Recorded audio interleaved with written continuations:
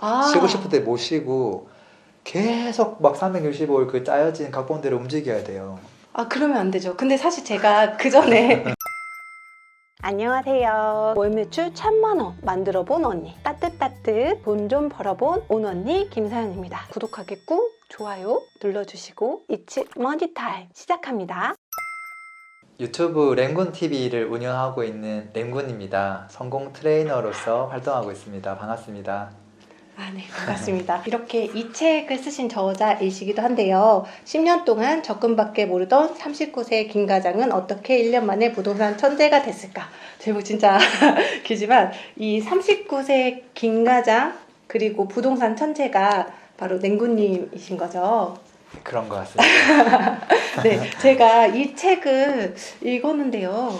보면 이걸 읽으셨어요? 네네, 네. 제가 좀 인상 깊었던 게 27페이지 부의 네. 시스템. 부자가 되려면 이 시스템을 갖춰야 한다. 네. 그리고 그걸 하기 위해서 부동산 투자 그리고 컨텐츠를 만드는 그런 생산자가 되어야 한다. 네. 이런 말씀을 하셨고 그 과정에서 책 부의 추월 차선에 대해서 말씀해 주셨어요. 부의 추월 차선에서 돈이 창출되는 나무 5가지를 말씀해 주셨는데 임대, 컴퓨터 소프트웨어, 콘텐츠, 유통, 인적 자원 시스템 이렇게 5개를 네. 얘기해 주셨잖아요. 네.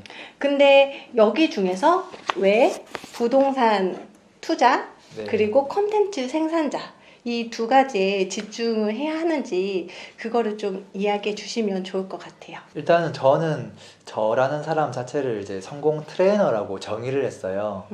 많은 분들이 더 빨리 성공할 수 있도록 도와주는 역할을 하겠다는 건데, 물론 이제 성공이라고 하는 단어에 대한 저만의 기준이 물론 있어요. 네.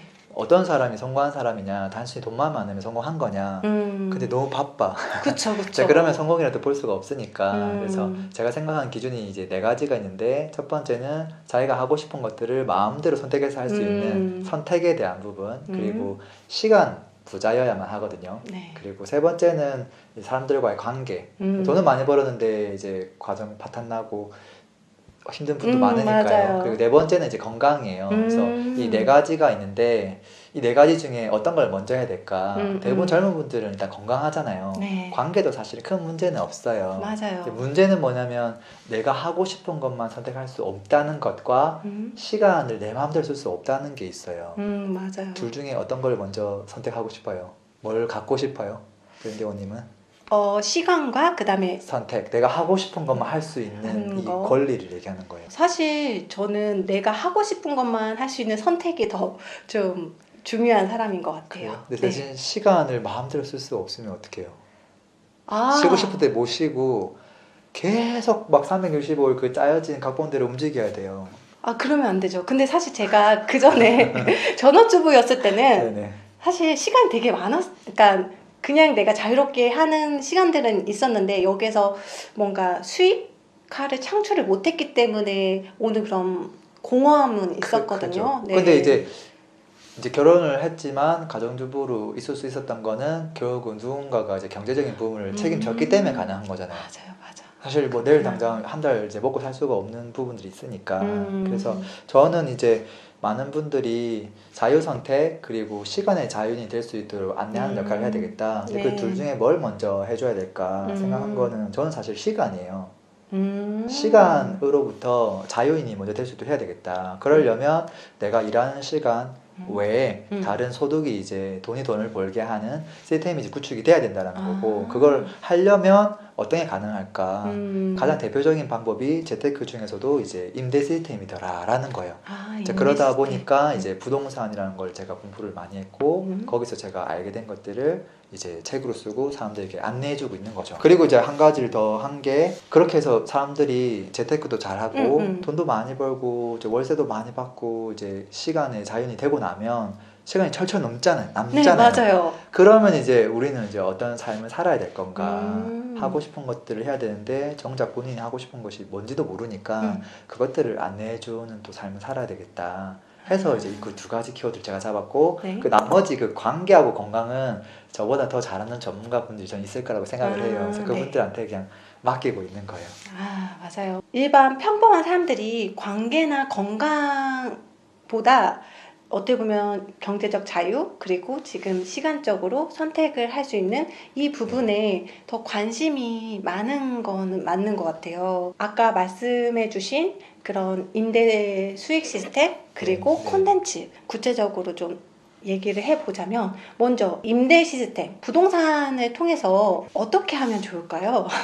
그래서 이제 약간 임대하고 그 유통, 뭐 인접 그리고 컨텐츠, 소프트웨어 이 5가지가 있었는데 네. 사실 컨텐츠는 어떻게 보면 자유 선택을 하기 위한 비즈니스 쪽이고요. 임대는 순수 이제 부동산 재테크를 의미하는 거예요. 그래서 임대라고 했을 때 단순하게 우리가 월세 받는 것만 생각할 수는 없고요. 아, 네. 어쨌든 돈이라고 하는 것을 부동산이라고 하는 녀석과 교환을 한 다음에 그 교환을 한 부동산이 나를 대신해서 돈을 벌기만 하면 그게 사실은 임대를 준 거거든요. 아. 그래서 부동산 어렵게 생각하지 말고 예를 들어서 내가 회사를 하나 차렸어요. 네. 직원을 한 명만 다 고용해야 돼요. 음. 근데 직원 월급을 뭐 3천만 원 주고 고용할 수도 있고 3억을 주고 고용할 수도 있어요.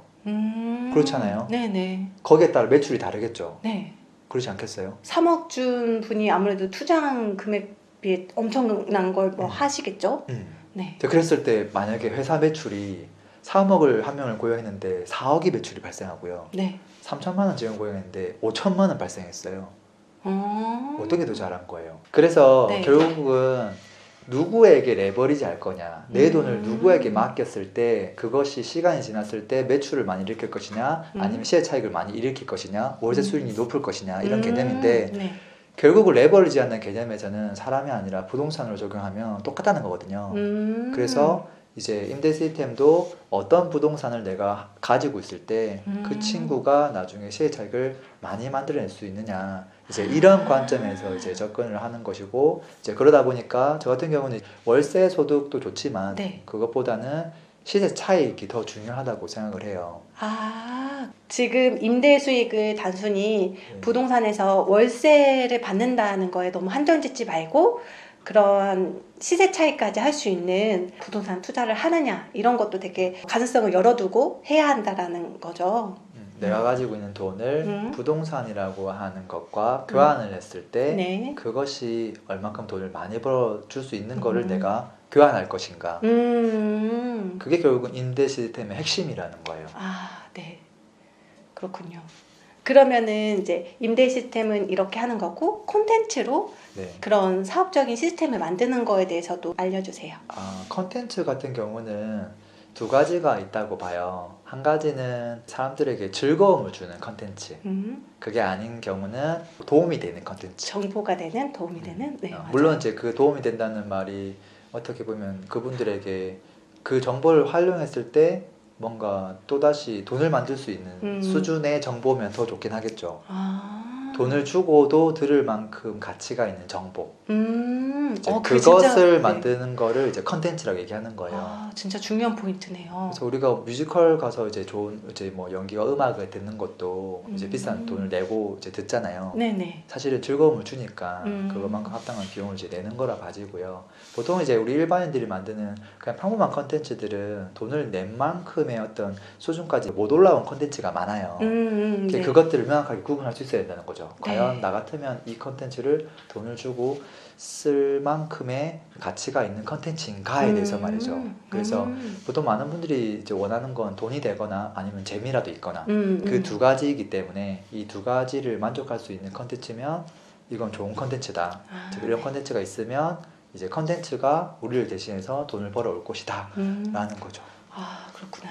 컨텐츠를 만드는 부분에 있어서 글을 쓸 수도 있고 뭐 영상으로 남길 수도 있는데 브랜딩하면서 이렇게 컨텐츠 할 수 있는 게 생각해봤을 때는 책이 되게 중요하거든요. 네, 사실 네. 이 랭고님도 이렇게 책을 내면서 되게 저는 이게 되게 큰 명함이라고 생각을 해요. 이 사람을 딱 알릴 수 있는 좋은 명함이라고 생각을 하는데 네.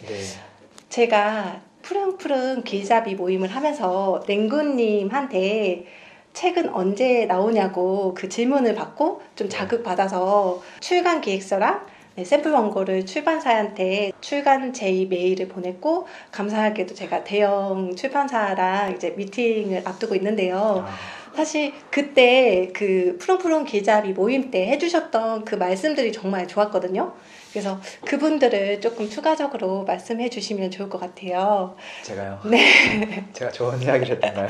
네. 저희 인정별님들 오늘도 따뜻따뜻 부자 되는 따뜻한 온길만 걸어요. 그럼 우리 다음 시간에 또 봐요. 빠이온. 안녕.